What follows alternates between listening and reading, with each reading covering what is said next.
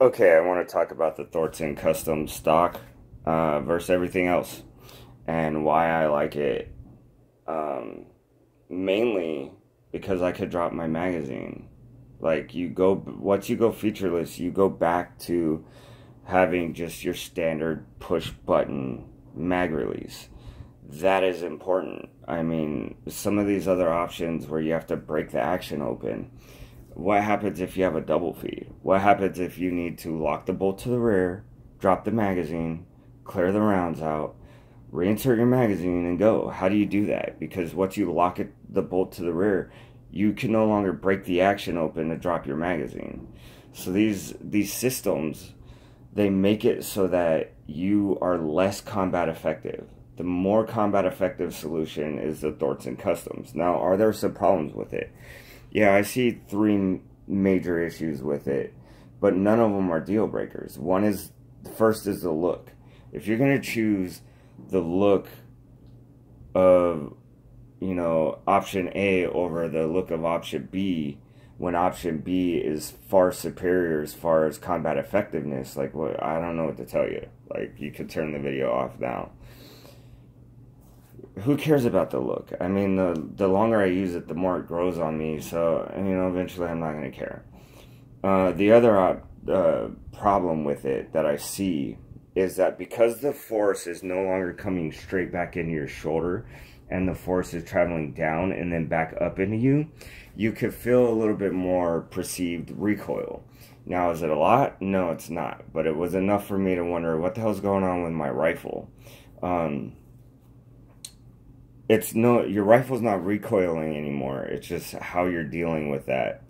And I don't think it's slowing down my shooting to any degree. So that's also not a deal breaker, but it's something to be aware of. Like, if you start, like, hey, my rifle's feeling a little different, well, that's probably what it is.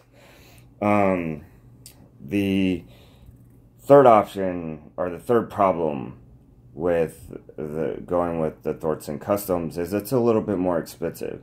Not only is it more expensive for just the basic parts, also because it's taking your hand and it's moving it from like this to like this, it's pulling your finger back away from the mag release and your safety selector. So I highly advise getting an extended mag release from like Odinworks or something, and then an Ambu Safety, because you have enough room to take it off with your thumb.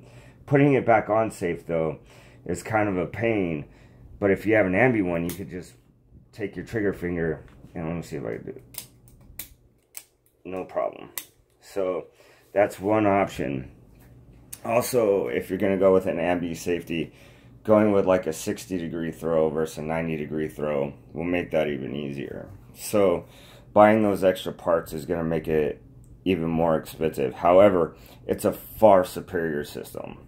Like, the systems that make it so that you have to break your action open, I would only go with those systems if they were the last possible thing.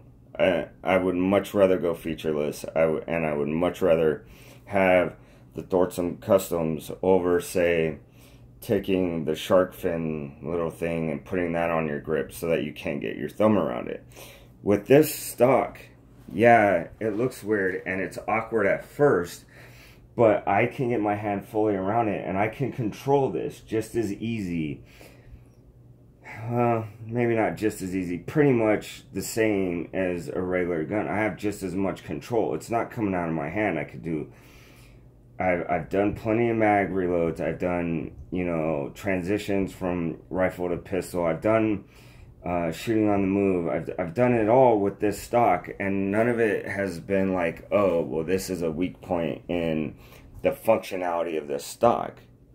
Once you get used to it, after the initial 50 to 100 rounds, running the gun is pretty much the same as it was, when you had it with the pistol grip. So, if you're in California, I wouldn't want to register my weapon. This seems like the best option if you're worried about it being combat effective. Alright.